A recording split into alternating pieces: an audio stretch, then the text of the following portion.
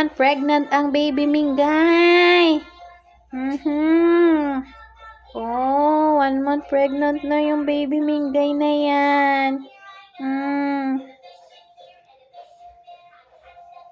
Lagi kang matulog para healthy ang mga baby kitten sa loob ng tummy. Huwag masyadong gala, baka habulin ka ng mga aso sa labas. Mga wala sa oras. Kaya nga.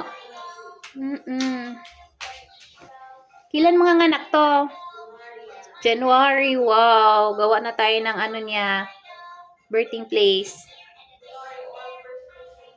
Oo. Keep healthy, Minggay.